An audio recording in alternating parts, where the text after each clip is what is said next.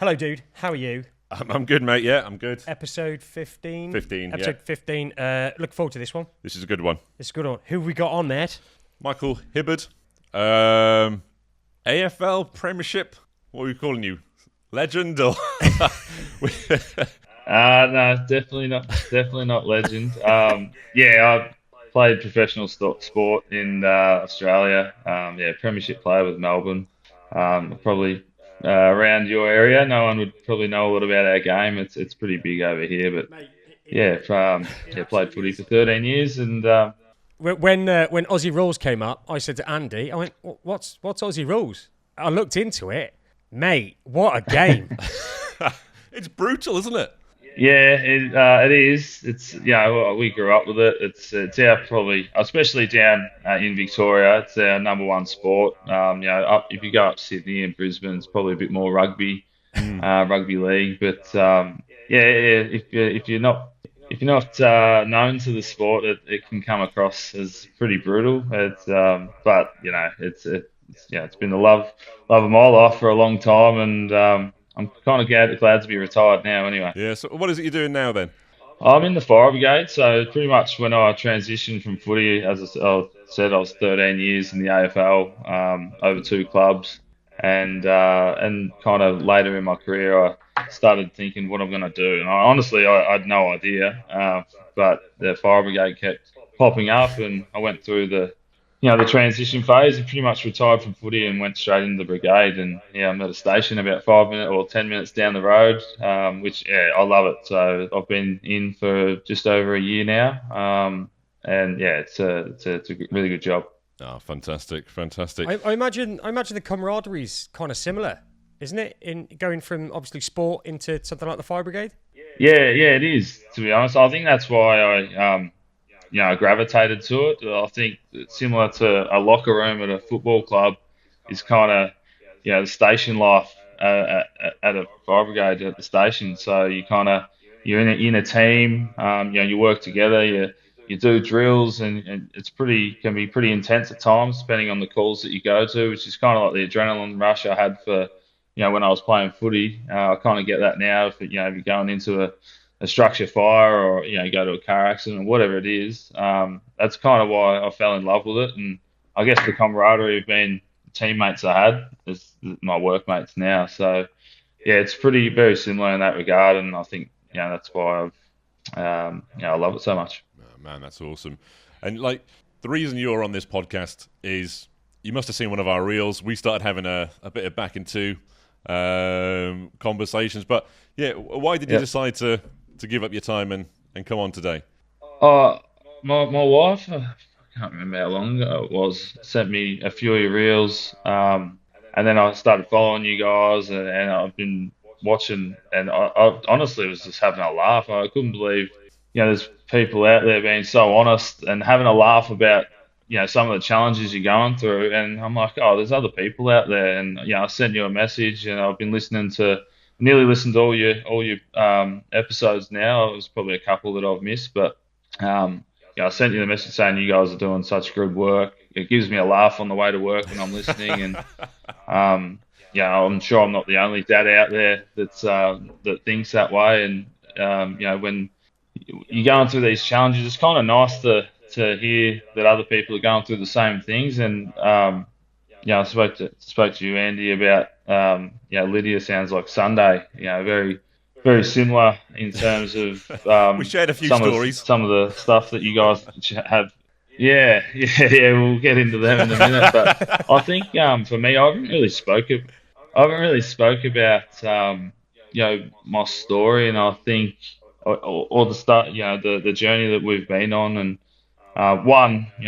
respect you guys for what you do. And when you asked me, I was like, yeah, of course I'll do that. But if anyone in Melbourne or in Australia or anywhere can kind of take the tiniest little bit about what we're talking about today and some of the challenges or some of the ways that I cope, it'd be worth it. So thanks for having me on, and I'm a big fan of you guys. Oh, man, absolute pleasure. So you mentioned Sunday. Tell us about Sunday. What's she like as a person? Well, she's the best. She's 4 years old, born in Feb, same as Lydia. Yeah. She's born in February, so they sound like they're nearly the same age. Yeah, she's a quirky little individual, but yeah, and listening to you guys and all the little quirks they have, she's very affectionate, and you hear about autistic kids and kids on the spectrum. That I got asked this today, actually, funnily enough, about is she affectionate? I said, well, she is. She's very like daddy's girl, like clings on to me. Um, very very energetic is probably the word. It's a good way of Get putting home it. and you're on. But she's to the most part she's a happy girl. Has a little sister Cleo who's 2. And although perfect scenario they'd be best friends, but we're still building on that relationship with those two. But she day to day. We have our challenges with Sunday, obviously, similar to anyone, but generally she's a pretty happy girl, minus the meltdowns. Yeah. Go on, sorry. No, mate, it's Yeah. You were saying earlier about obviously like, having a laugh and stuff, and it you kind of have to, don't you? It's that old adage, if you don't laugh, you'll cry, and it is such an emotional roller coaster. And like for me personally, it was only when I, you kind of, you'll have this in the fire brigade probably. You kind of build this like dark sense of humour, because if you don't have that with your lads, like that dark sense of humour, it is the thing that gets you through it. And I think when me and Andy started talking when we first met, and we started having a dark sense of humour about the things that we go through, it does help, and it is that thing that gets you through. And when you can share it with other people, and other people can go, oh, it is okay to laugh about this stuff. It doesn't mean that we find it like funny day to day. But we're not making it trivial in the sense we're that, not making exactly. It doesn't take away from it. Not making it trivial. It doesn't take away from it at all. But there is something really important about being able to smile about some of these things that we go through. Because if you don't, I think you'll lose the plot. Yeah, 100%. And I use that quote all the time. If you don't laugh, you cry. Yeah. Because honestly, well, sometimes you do cry, Yeah. to be honest. But you need to laugh at just some of the shit that goes on in the house, or when you get outside the house, especially. If you don't laugh, like you lose your mind. And to be honest, sometimes you do lose your mind. Yeah. But yeah, you're right. Dark sense. You have to have a bit of a dark sense of humor with this kind of stuff. And it gets really challenging. Like today, we had a pretty rough day with Sunday today. But then by the end of the day, it was like, that's it. We're clocking off. Anthony's just gone to bed, put him down, and it's like as soon as that's it, it's like a work day. It's like you stamp your ticket at the end, and you go to bed, and you just want to switch off and look at your phone and just decompress. Yep. Yeah. And that's what we call it at 8:00. It's clock off time. Both kids are down, and it's our time. And sometimes my wife and I, we're so dysregulated by the end of the day that we honestly don't even talk to each other because we've had enough. So You just want to How watch do you a do that? movie and just zone out That's for a an little important bit. thing, though, isn't it? That's an important thing, is to understand that some days you can be so fried that you just go, I need an hour to myself. Look, it's not you. I just need to just unwind, chill out, do something completely mundane, and just gather my thoughts again before we just pick things up. And I think that's really important that you kind of hit that nail on the head. My wife did it. She did it. It was yesterday or the day before. My wife. I was sat on the sofa with my laptop. We'd probably hardly spoken to each other since I got back from work. I'm sitting on the laptop playing a game, and she picks up her colouring book, fucking 33 colouring book. But like it's a decompression thing for her, and she picks it up and she goes, "Right, I'll see you later." Yeah. And she went upstairs. She went to bed to do some colouring. I stayed on the sofa playing a game, and there's nothing wrong with it. It's just it's that necessary thing just to decompress, have your own space. I love that you call it clocking off. I think that's great. Yeah. Yeah, just It sounds bad saying it, but it is. It's a job. I get home from work and it's like I'm on. It's just Sunday. She's very close with me and she wants me to play and throw around with her. It's like, all right, I've got 5 hours here from getting home from work. I've got to be just as on now as what I was at work. Yeah. So it is clocking off for the day. I think this morning I was sitting down on the toilet, funnily enough, and Anthea's downstairs. We're at a 3-bedroom townhouse and our bedroom's right at the top level. And she goes, "Are you nearly done in there? I need your help." I'm like, oh, God. I was just sitting down there to decompress, to get myself ready for the day. But, that's just because shit was going on down here. The kids were ripping the house apart. So it's you constantly have to be on. Yeah. Going back to Sunday then, the journey. When did you guys start seeing Yep. those red flags kind of earlier on that made you think there could be something here? Yeah, I think between the 12 and 18 month mark, where you start meeting with the maternal health nurses and you start, you're supposed to hit all those Yeah. milestones. And she wasn't really, her speech wasn't getting developed. It wasn't coming along. Yeah, she's was humming and mumbling along, but there's no real clear words. And we were kind of selling it to ourselves. Oh, that might have been dad, or that might have been mum. Yeah. That was ball, but I think it was just, baby babble. And I think,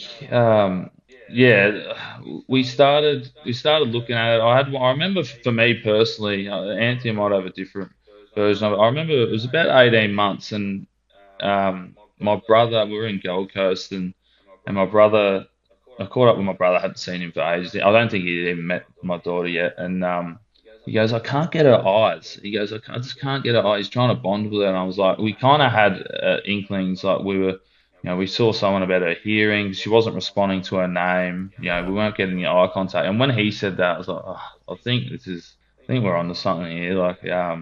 And we saw a doctor at 18 months, her pediatrician, and we were sitting in a room with him, and we voiced our concerns, and he pretty much dismissed our concerns, which kind of annoys me still to this day. He said, she wouldn't be sitting in the room. Look how comfortable she is with me. She's looking at me, like, not eye to eye, but she was looking at some of the stuff that he was doing. And now knowing what I know, I'm like, the spectrum's so big. Like, every kid's different in their own way. I'm like, for a doctor to say that, it was kind of frustrating, because we kind of waited 6 months. He goes, come back to us at 2 years. Whoa. And if she's still not talking and still showing these signs, and I think we went back to him 2 years to the day on her second birthday nearly. But we had a specialist that said, you need to get her formally diagnosed. This is nearly 2 years old, and my wife's she's like a bull in a china shop. She did not leave any stone unturned, and we pretty much had a diagnosis by 2.5. She was booking in at every specialist, and then, I don't know, it's probably similar over there, but they're booked out massively advance, yeah. and it took a lot of time. It took a lot of time, and we had a couple of cancellations, and one of the specialists, and I don't know if you guys had the same thing. We went through all this process of filling out all this stuff of what she can and can't do, and it was very damning filling that out as, she can't do this, she can't do that, she can't do that. And it was like, we kind of both broke down, because we kind of knew in that when we were filling this stuff out that that's what we were dealing with, and what the plan and the idea of, what fatherhood or parenthood would have been has kind of got flipped upside down. And one of the specialists kind of said afterwards, in one of the synopsis, I would say that it was something along the lines of, if she doesn't get early intervention, she will struggle to fit in with society. And that was it was pretty hard to read. And they were trying also, it wasn't kind of like she was trying to stab us in the heart. It was like we kind of needed this to try and get the funding through the NDIS, which is, over here. And she was doing us a favour in that regard, and pretty much not pissing in our pocket, as we'd say, just giving it to us straight between the eyes of what we're about to embark on. Yeah. That's kind of the early rundown of how it went down, and obviously now we've got her into a lot of therapy, and she did ABA therapy, and she does speech and OT, and we're looking at getting an AFA diagnosis, because she really struggles with food now, or she has for a while, but as you guys know, it's pretty hard to get these, clinical diagnoses. Yeah. You got to have sit down, a lot of meetings, and book in with a lot of people, and it's not as easy as like meeting with them once and they just tick a box for you. No, so unfortunately, it takes a bit of sometimes time. you've got to be, like you mentioned before about your wife, you've got to be that bull in the china shop and willing to make as much noise as possible to get seen and acknowledged. But exactly what you said, Gaz and myself went through the same thing. The NHS here, they send us a lovely booklet like that with loads of questions on it, about, is your child meeting this milestone? Yeah. Are they doing this? And we've talked about it. I just remember going, no. Yeah. And I got to the end of that booklet, and it's such a sobering feeling, realizing that your child is massively going to be different to a lot of kids out there. And yeah, it hits home big time. Yeah, I remember that being a really rough day. Like, it's because, as I said, like you have an idea of what a parent's going to look like, and then pretty like straight within 5 minutes of doing that book, it was like, well, I think we're in for something different here, and and you don't really know what you're in for either. It's just it's all. No, there's no guide, is there? No, I haven't had any friends with autism, or you're going into a realm of the unknown, and you just do the best that you can each day. You know what I've noticed with all those questions as well that you're getting asked about your kid, it's one thing when you kind of know what these milestones should be, and you kind of digest one a week, say, oh, they've not done this yet, they've not done that yet, but there's something real hard hitting about every single milestone they should be hitting, and you're having to fill it in, like you've just said, in a 5-10 minute period, and realise they're not doing all of this, and yet you're having to emotionally deal with that in a 5 or 10 minute session, and then again digest what that name means. That's a hell of a thing to take on as a parent. Yeah, for sure. And I think you try to sell it to yourself that, oh, she might have done that, or like she did that once. I think. I feel like we were both pretty real about it, and I think it might have been you, Andy. You were saying how you and your wife were kind of on different stages of understanding what you were about to deal with. I'm pretty lucky, or we're pretty lucky that we kind of just looked at each other in the eye, and we were both on the same page pretty early. Which makes everything so much easier. Because I've heard of stories, and and people I know that usually the dad is in a bit of denial with what's going on, and I feel like dealing with that kind of friction of how you're supposed to deal with it would be a lot harder. But we're very lucky that Anthony and I have been on the same page the whole time, and anytime there's been anything come up with, we should do this therapy, I'm a yes man. I'm just like, yep, let's do that. Let's give it a crack. If it doesn't work, we'll address that, or let's just keep trying. Like we'll try the speech, we'll try the OT, try the ABA. Sometimes they don't work and they don't bond with certain therapists over others, and we'll try others. But we're both pretty lucky that we've got each other to kind of lean on, and to be able to we got just to ride the wave together. We got to the same page, but the journey was different. Like there'd be days where I was like, yeah, she's 100% autistic, and then there'd be days where I'd cling on to something and be like, hang about, she might not be. And I mentioned before where I was going, well, maybe she's deaf, because she wasn't responding to her name, and I clung on to that because I just wanted a bit of hope, and I was like, do you know what? If she's deaf, I can cope with that. We'll deal with that. We'll do it. And then deep down, I knew what was in front of me. I knew it wasn't going to be that. But it's just you get certain days where you're like very in the early stages. You're very kind of, I've accepted it. It is what it is. And then you get days where you just go, oh come on, give me a bit of hope. It might not be this. Now, 100% behind it. It's pretty obvious. She makes it obvious. I know she's autistic. I know she's non-verbal. She has ARFID as well. We've got all this sort of thing going on. But it's getting to that point, and it's great that you guys got there at the same time, and that makes a huge difference in terms of early intervention as well. So that's spot on, man. Yeah, it's definitely like we do kind of.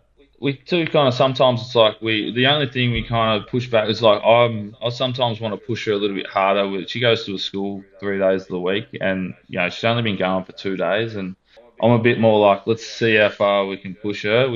And then Anthea is pretty logical. She's like, she's going to get autistic burnout. And one time she actually did at the start of the year. I think we were trying to get her to school for 3 days a week, and you know what it's like when you're there at school, and they're probably masking the whole time, and they would crash at the end of the day. I'm like, nah, well, she'll get used to it. So I've learnt a lot about that, of when to push and when not to push.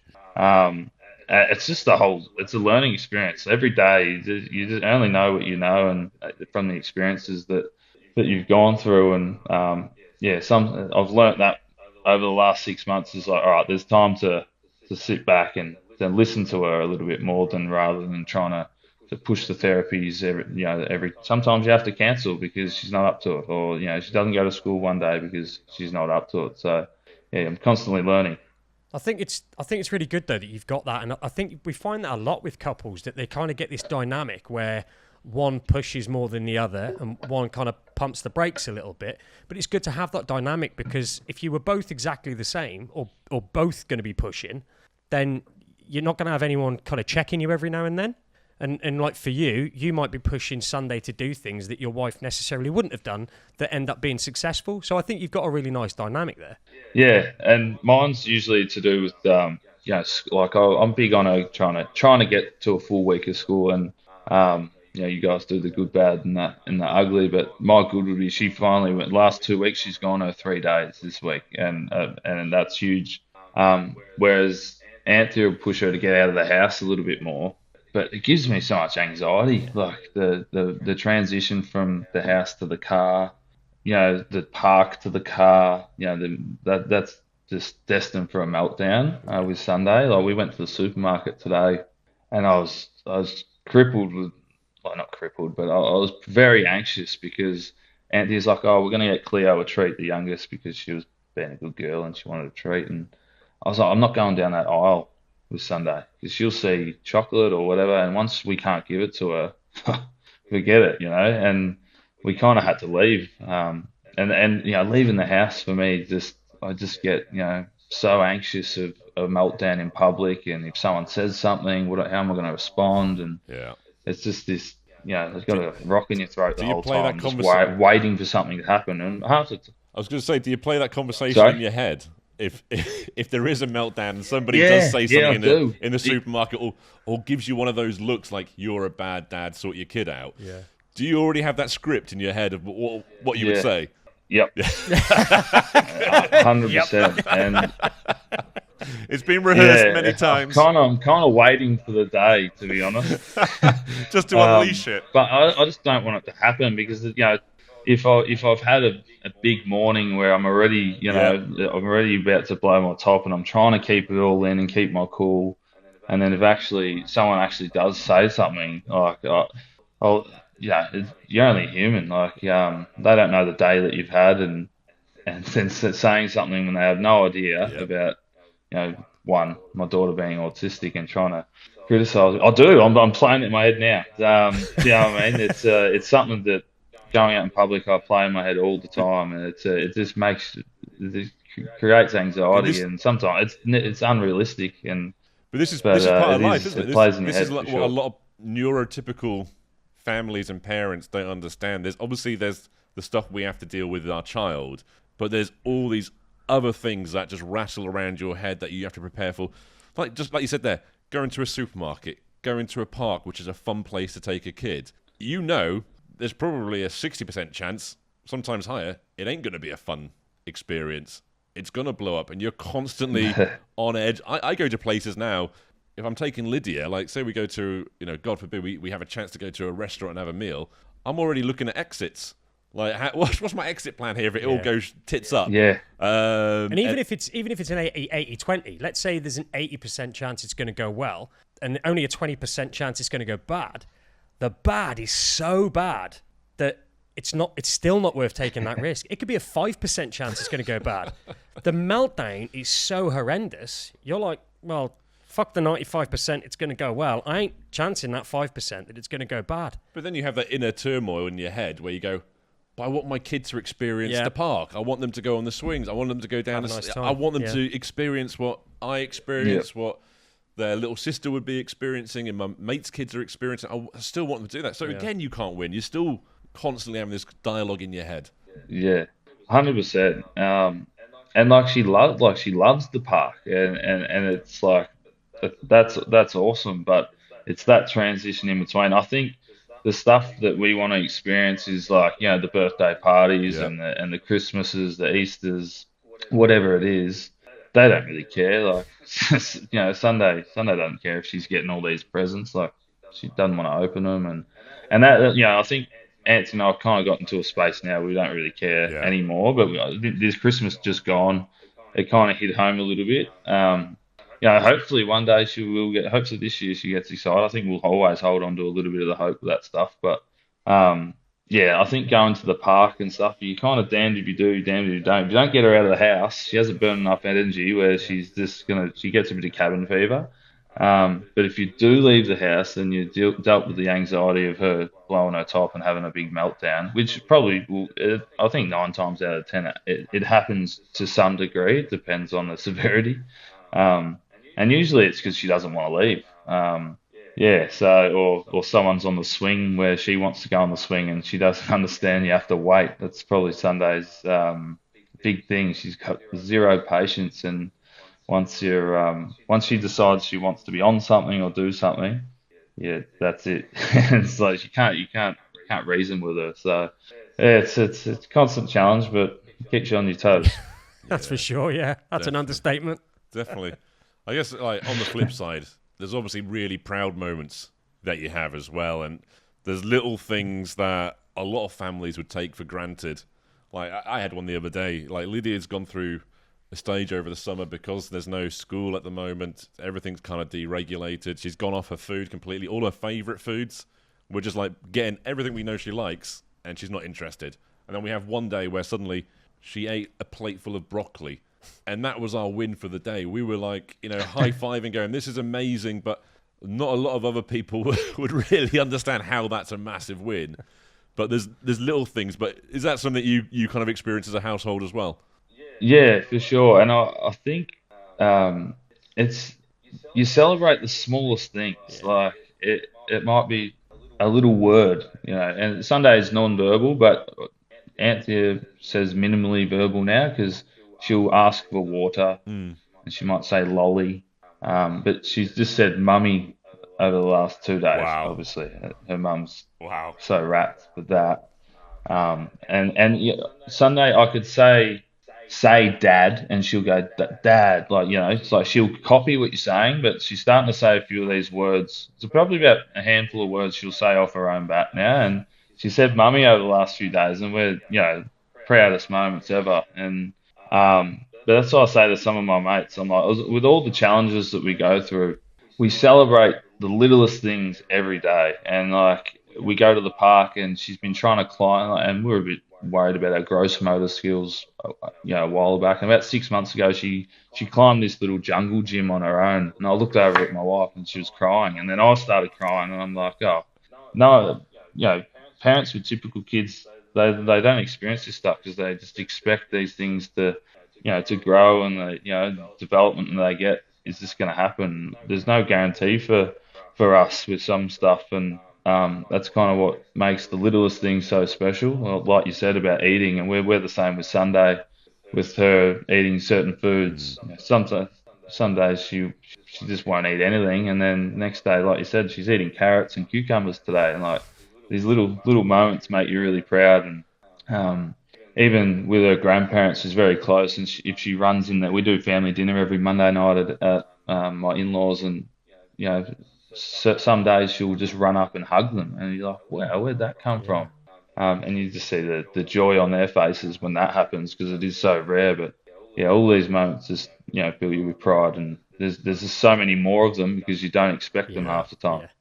That's the nice part, actually, is that the silver lining is that they mean that much more because they're so rare. So when they do happen, they really do mean a lot more than a typical kid running in and hugging his grandmother. That doesn't really mean much. It's nice for the grandma, but it's nothing special about it. It happens every time. So yeah, that is really nice. Just touching on the food bit then, right? Thomas doesn't have an issue with eating generally. Like he'll kind of just try stuff, and he's got a pretty broad, but he's never been interested in like fast food. That's not a bad thing. But the other day, my wife sent a photo of Thomas sat there eating some McDonald's fries, and she was like really excited about it. And we were like, oh, amazing. And she was like, by the way, I know this isn't good that he sat here eating McDonald's fries. Get fucked. I'm really chuffed that he's trying something new. So it's like this kind of swings and roundabouts, is that, sure. Yeah, all right, you don't want them to do certain things, but certain things that they do mean that mentally they're kind of exploring the world a little bit more.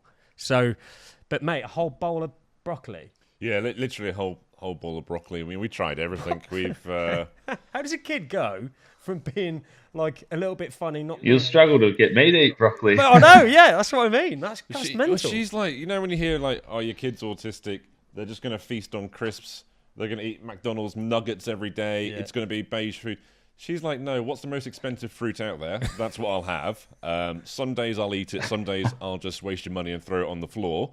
And then she's just like, she doesn't really touch any meat or fish. She's like, grown vegetables or fruit, I'll have it. So like the other day, she finished this broccoli off.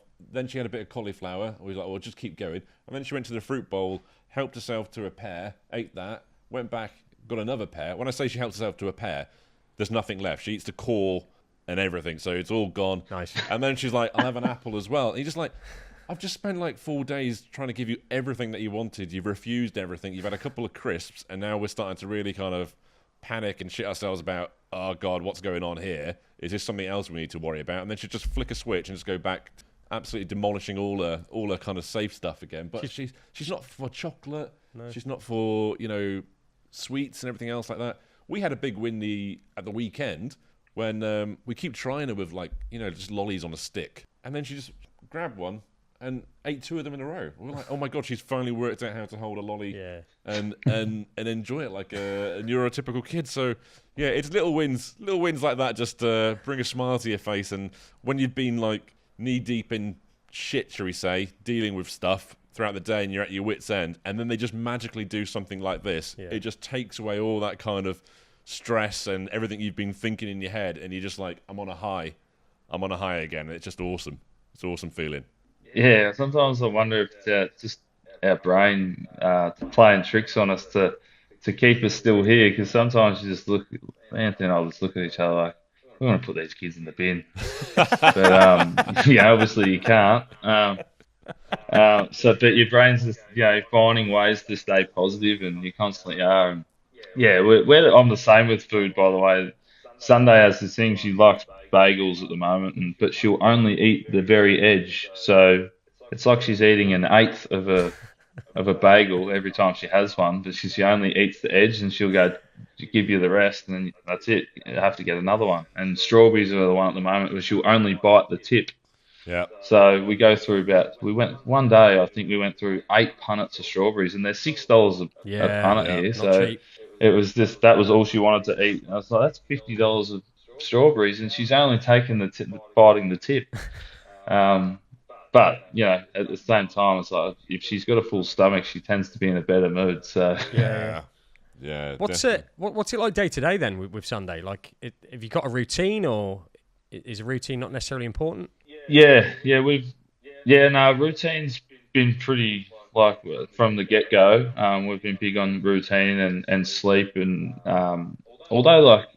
we had her on a sleep routine really early, which has helped us now, and she's a pretty good sleeper. At the moment, she's kind of getting up probably 4 days of the week. She might be up from like 3 till 4:30, but it's a sticky one. People don't like it, but we put a lock on her door because, as I said earlier, I'm on the 3rd level of our house, and they're the 2nd level, and then down the bottom. So there's no security barrier if someone breaks in, so they don't break in. If she breaks out of her room, she can just run downstairs, and so we put a lock on her door because she does try to get out at times. But so back to, I digressed a little bit, but routine is a big thing. We wake her up. We try to get her to her school from Monday to Wednesday, and dressing her has been a big thing. I don't know what your kids are like with getting dressed, but at the moment, all she wants to do is wear her pajamas. We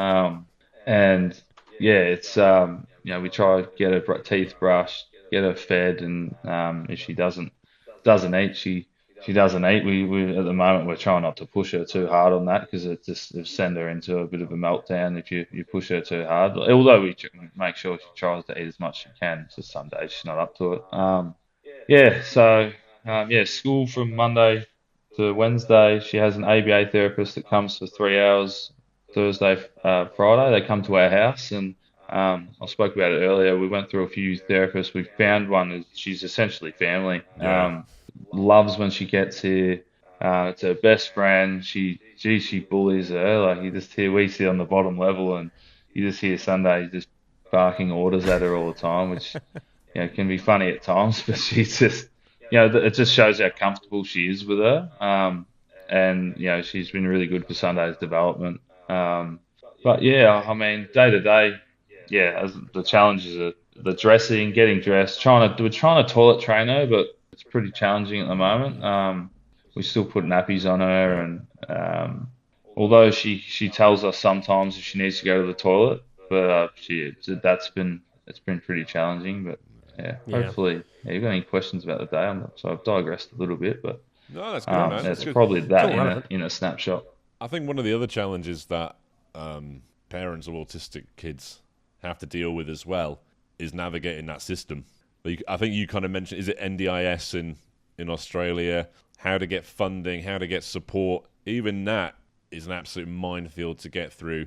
In the UK, again, there's no handbook explaining it. You just have to kind of muddle your way through it, and then you learn the hard way sometimes, and then you come back even fiercer and stronger, and won't take no for an answer or won't put up with any bullshit if they try and fob you off. Is it, again, very similar where you are? Yeah, listening to a few episodes you guys have done, it sounds a little bit more challenging for you guys than us. The scheme here is pretty good, although in the last 2 weeks, it's just been taken. Autism has just been taking off the scheme. I don't know if that's popped up in news over there, but it popped up on some of the news about feeds, a year ago, level 1. Yeah, so we were shitting ourselves, to be honest. But apparently, if you're already on the scheme, you stay on the scheme, which is good for us, but also heartbreaking for families going through what we've just gone through, and the level of unknown. So it has been pretty good so far. Obviously you've got to push a lot to get anything. They try find any excuse not to help sometimes, but it has been beneficial for us. We went out of pocket for about maybe 8 months or something, and since then we've had to cut a few things because obviously your funding goes like that. Once you're doing 3 days of therapy and then you're doing speech, and we take her to swimming once a week, which is covered, which is pretty good. It doesn't go very far. So sometimes you have to pick and choose what you actually do.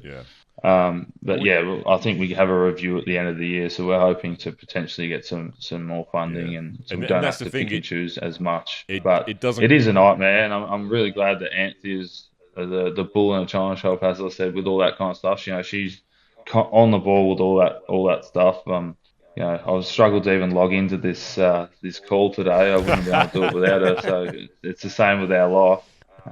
She's the one that works really hard to get all this stuff and to really push for Sunday. Good. That's really good. And the funding doesn't go very far. Yeah, you've paid into a system and you're getting the help that you deserve because your child needs it.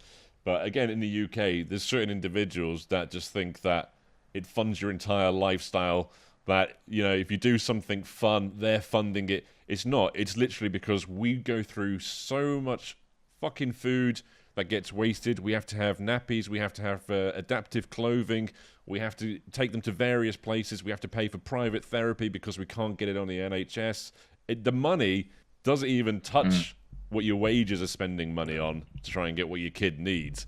But you get a lot of people out there who, the changes that are happening at the moment across your way, our government's doing exactly the same thing, trying to change the boundaries, and they're calling it a reform, but it's a money-saving drive they're trying to do at the moment.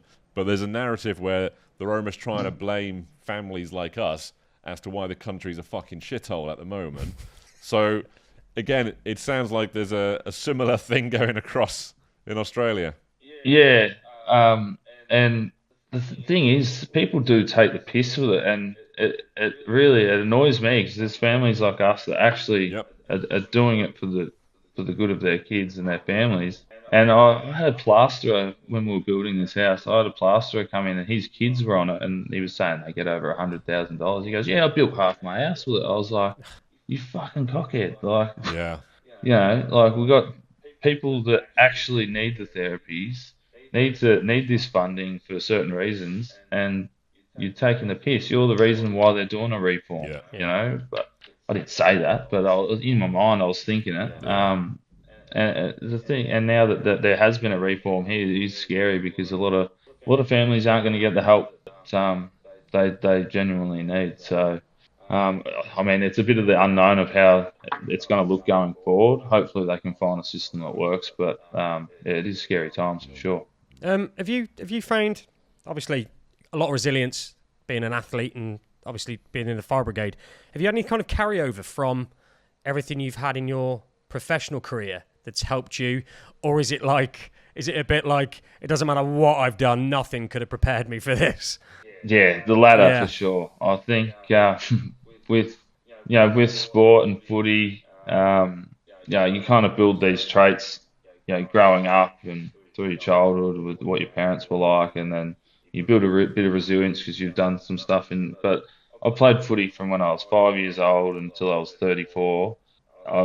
Nothing can prepare you the consistency of the being a parent of a kid on the spectrum, and with profound autism. You can't prepare for it because you don't know what you're in for.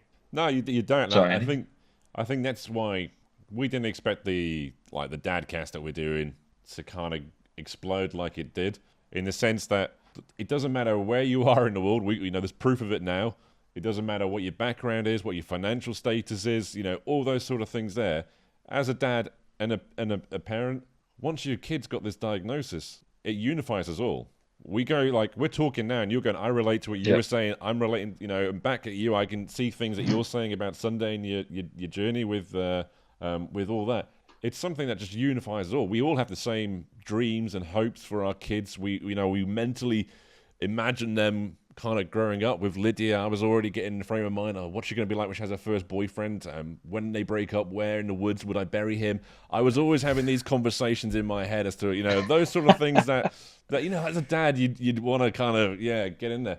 Mate, it unifies us all, doesn't it? Does. And I asked you that question. A lot of people, probably, especially if they're kind of parents to typical kids, when I asked you that question, a lot of people would probably assume that your answer would be, oh yeah, the resilience that I've had in my career would totally prepared me. I was in the military for 10 years. I've done tours in Iraq and Afghanistan. I've worked in the prison service, Winson Green, which is one of the worst prisons in the UK. Now, all of that, dealt with a lot of arseholes. I've been in some real shit situations. I've had PTSD. None of it is as difficult as being an autism parent. None of it. Because it is like a PTSD. That the unknown of what's today going to be like, what's tomorrow going to be like, or the emotional, what's going to happen when I'm gone. There's so much to it that nobody, through no fault of their own, will ever understand unless they're in it. Yeah, and I think being an athlete, but you could literally go to training and for a whole day, train your ass off, game on the weekend, whatever it is. But once it's over, it's over. And you can go home. And that part of your day is done. Obviously, there's certain things that carry on, like you got to look after what you eat and look after your body. But mentally, you can kind of park it at the door at the footy club. You get home, you are on, and when you go to work now, I'm looking at my phone, I'm like, I hope Sunday's having a good day. Hopefully, Auntie's not too overwhelmed and she's coping okay, and they're being good for her because then if Auntie's had a bad day, there's a bit of a atmosphere at home, and Sunday's overwhelmed. You get home, and so you're constantly worried about it all the time. You might dream about it or whatever it is. It's a 24/7 thing, and I think with whatever career you're in, you can leave that, whether it's a 9 to 5 or an athlete, whatever it is, you can leave that at the door when you leave work. But when you can't leave at the door when you're looking after someone with profound autism, and when it's your family, and it means a lot more than just a job, that's for sure. What are the team at the firehouse like? They understand your journey and what you're going through. What are they like? Oh, great question. Yeah, there's a few guys, so we kind of get shifted around a little bit. So sometimes there'll be new people to the station, and it's not the first thing that I'll bring up. If someone asks, you don't go there wearing the t-shirt. You got kids? I'll say yes. Yeah, well, it's funny. I bought this a while ago, and I digress. But it didn't fit me. I'm like, I'll see if it fits, and it's fitting me now. So probably guts are under the table a bit more. But yeah, anyway, yeah, they're pretty good. I bonded with guys pretty quickly when I first got to the station I was at, and then people come and go a lot, and you kind of pick and choose who you talk to Yeah. about it. And I'm upfront with Sunday, because you kind of want people to understand. And then you kind of find yourself in a conversation. Oh, my brother's autistic. He's nonverbal, and then it creates a conversation. You start understanding people's lives a little bit more. But yeah, to answer the question, it is a little bit different because people come and go a little bit more. I mean, at the football club when I was playing footy, we hadn't had Sunday's diagnosis yet, so really only my close mates that I still keep in contact with know. And whether my mates have told other people, probably, but yeah, people are pretty good these days, which is, when we were growing up, it would have been a hell of a lot different. So I'm kind of grateful that the world's, although it can get a lot better. The world is a little bit more understanding and respectful of the autism world. What's it been like for like you've touched on friends, but like your family? Have they supported you? Have they kind of understood? Did they see it as well? Yeah, I mean, my family live about an hour away. Probably don't get to see them as much. Anthea, Greek, and they're a very tight knit family, and they live about 5 minutes away. So we spend a lot of time with them, and our kids, Sunday especially, loves them, which has been awesome. So if we ever need to, it doesn't work all the time, but if we ever need a babysitter, a mum, will look after her, and we can get out of the house every now and then, That's which nice. is pretty cool because you don't hear about that too often. So we really lean on them, and they've been huge for us. Like today, Anthony's mum was here today. My family, because the kids don't see him as much, and it's a little bit hard. So like birthdays and stuff, like I probably tend to not even take Sunday there. So they probably don't see because the fear of the meltdowns Yeah. and all that kind of stuff, and it's an hour away and an hour drive, an hour back. Just asking for a disaster. Yeah. So they probably don't see how bad it can get at times. Although you can, and I think I sent this in a message to you guys during the week, like although you can tell people your experiences, unless you're living it, you truly don't understand. 100%. And I think even though Anthea's parents and her sister and her brother-in-law spend quite a lot of time with our kids, the kids Sundays especially has this ability to just switch on when people are there at our house, but then after they leave, it's like Yeah. they cop the brunt of it. So they'll come back and say So they're like, she "Oh, was an Sunday angel was great today. today." I was She like, was so "Yeah, good. she was. She was good for Yaya and Yeah, she was Papoose. good for the 2 hours while you were there, but then we copped it for 4 hours and 2 days after you left. Yeah. Sometimes so." So Although they do, especially Anthea's side of the family, they definitely understand because they spend a little bit more time with her. As I said, I don't think unless you're living and breathing it every day like we are, no one can understand, and it's no one else's fault No. yeah, really. It's just how it is. yeah, and I think that's good advice for people that if anybody does listen to this that doesn't have an autistic kid, that's really important to kind of bear in mind, isn't it? It's part of kind of like we try and say sometimes having a world that's more accepting and more awareness out there. I think that's a really important point. Yeah, for sure, and I think people really try as well. Like it's not, as I said, like if you don't know what you don't know. And if you're not living and breathing it, you don't know. But it would be great to keep seeing the progression in and understanding and respect for what people are going through with the kids with and families with this in their life. Yeah, we've got a long way to go, but hopefully we get there Yeah. eventually. What would you say to other dads maybe have just caught this clip or are starting their journey? What would you say to those dads that kind of sitting in silence now, maybe kind of like Gaz and myself were a couple of years ago and just like thinking we were the only people in the world going through this and our thoughts were unique to ourselves and we mustn't kind of share them with anybody else? What would your kind of message be to those dads? Oh, I mean, it's a tough one because I'm still going through it. I'm probably a little bit further behind than what you guys were, but I think that just keep celebrating the wins like we were spoken about earlier, because Awesome. that helps get you through it. Talk to your friends, talk to your family. I'm pretty open with it. With my friends, like I'll go to the pub and I'll probably just unleash on them sometimes. Like, how was your week? And I'm just like, Jesus, this happened. Here we go. Get another drink in. We might be here sometime. And that's therapy. That's therapy for me. Going to the pub and having a few pints, and sometimes just not even talking about it at all. Actually, just literally switching off. But sometimes, talking about it, and if you've got a shoulder to or an ear to talk to, whether it's a friend or a family member or whoever it is, I'd definitely advise to do that. But I mean, I think, and not blowing smoke up your ass at all, boys, but honestly, listening to your podcast has really helped me just go, oh, there's other guys out there. They're having a laugh about the circumstances they're in, the challenges they're having. There is a way to actually go through this having a laugh without feeling sorry for yourself all the time, which I try not to, but you do catch yourself feeling sorry for yourself. 100%, yeah. It's definitely not the answer. Yeah. You need to just kind of find the wins, find the positives, and find the silver lining. But sometimes it can be hard. Yeah, 100%. That feeling sorry for yourself, like that's pity party. The pity party.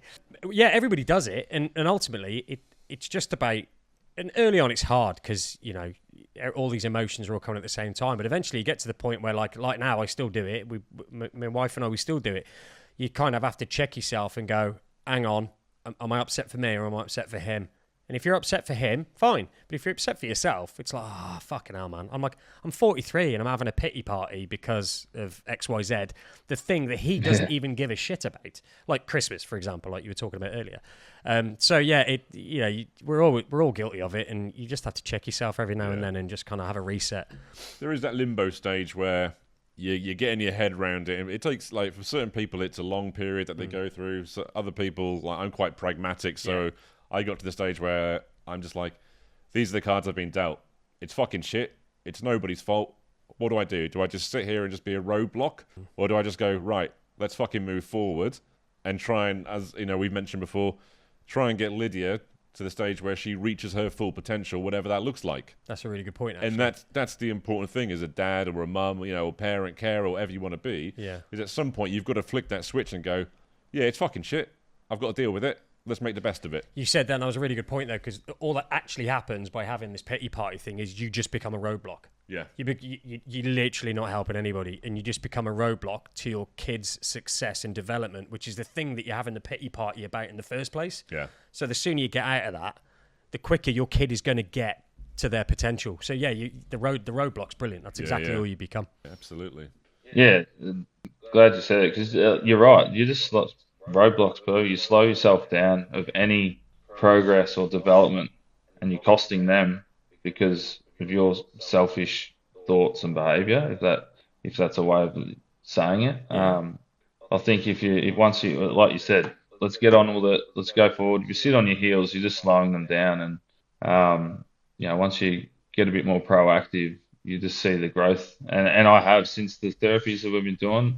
We have, and people say, because you're living it every day, sometimes you don't notice it as much, but when someone comes in, like, oh wow, like, 3 months ago she wasn't doing this, 4 months ago she wasn't doing this, and you probably don't notice it because you're still seeing it every day, and you take it for granted a little bit, but then you look back and you go, oh, actually, fuck, this is working. This is why we're working hard. Absolutely. And it makes it worth it. And can you imagine if you stayed in limbo and just delayed that process by 12 months? That 12 months would have been huge in her development. So it's like getting your head around it, starting early intervention, it gives her the best chance.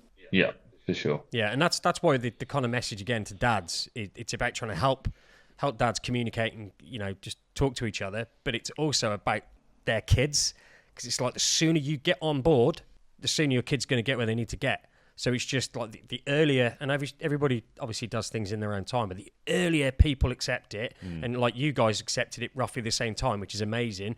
But stereotypically, dads do tend to be the ones that are kind of lagging behind on the old acceptance train. But the sooner they get on it, the sooner the kids, progress. And you guys as a couple, if there's two of you on board, things move a lot quicker than there's just one person on board and they're trying to carry somebody else as well. So that's another really important. A lot of the mums are doing that. A lot of the mums, a bit like you said, bull in a china shop. We hear that story all the time. It's always the mums that are like, Selena is exactly the same. She's the one driving stuff, and I just feel like sometimes I'm there just to. The sidekick. The sidekick. She's the main character. She's Batman. I'm fucking Robin, aren't I? So, I think we're kind of going to close things up a little bit. We do the goods and stuff. And all good. So you've kind of touched on your good, the good thing you've had this week. Yep. Have you got any? The good thing this week, I'm trying to think. It's been a long week. I think it's just Lydia. Occasionally, we're getting snippets of words. You know, like for somebody that's non-verbal, she makes a lot of fucking noise from the moment she wakes up to the moment she goes to sleep. It's just constant noise that I hear.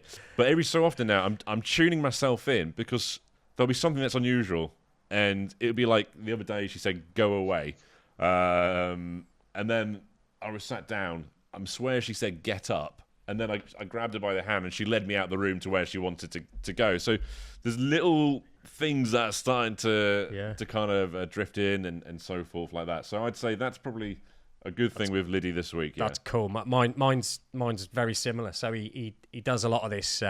He makes a lot of noises. Our kids make a lot of noises, don't they? And he's repeatedly done this same noise.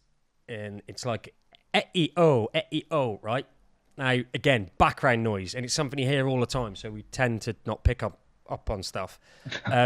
Turns out he's been counting.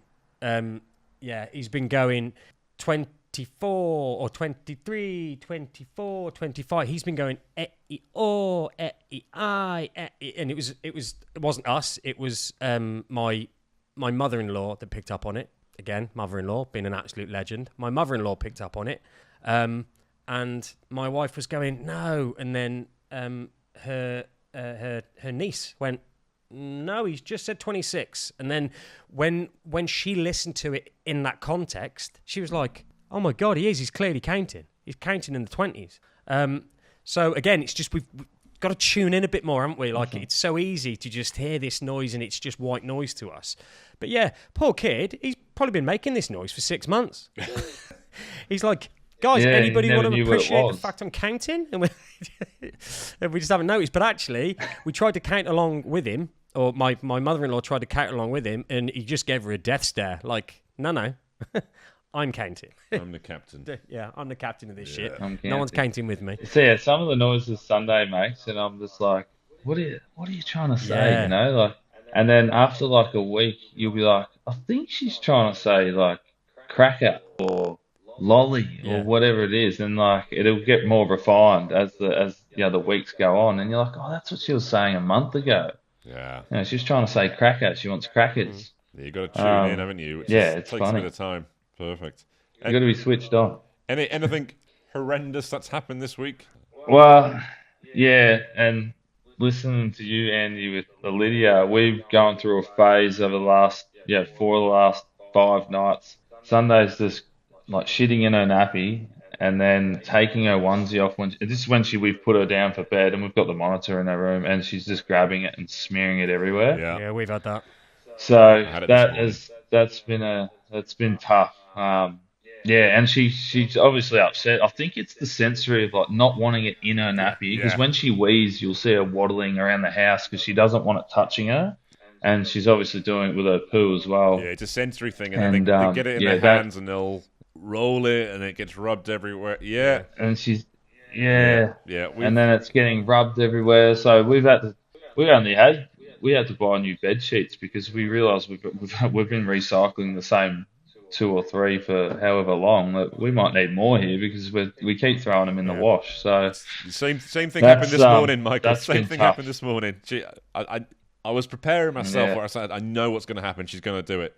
I kept checking every 5 minutes. And then when I came back, on her hands, on the bed sheets, I'm like, how on earth can you spread it that much in such a short space of time? And it's one of those things where the first time it happened, I was completely like, what on earth is this? What's going on?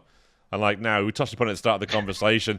It's something now that I can just look back and laugh. I've had shit in my mouth, in my hair, and everything else like this. This is not normal behaviour, but as a neurodiverse parent, you're just like, this is part of our life. I'm just used to it now. Did I tell you about that time when Thomas had done it and he pulled it out and we'd watched him on the CCTV in his bed? Did I tell you? He'd put it on his iPad. Yeah, rolling it. He was rolling it around on his iPad.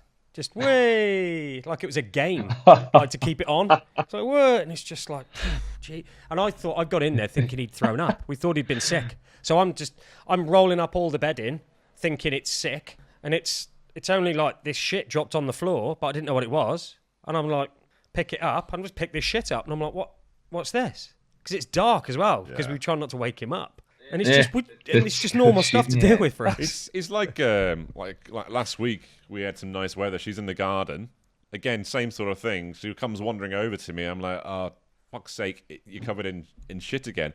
My automatic reaction was I'm not taking her in the house. I just stripped her naked, got the hose pipe out and started jet washing her outside. She thought it was a game running around with like shit on her chest and everything else like that. And I'm just like, if anybody comes round to my house now, they're going to think, what on earth is going on? But this is like, it just becomes normal. It's just like, this is fine. I'm just going to jet wash my daughter in the garden. Yeah.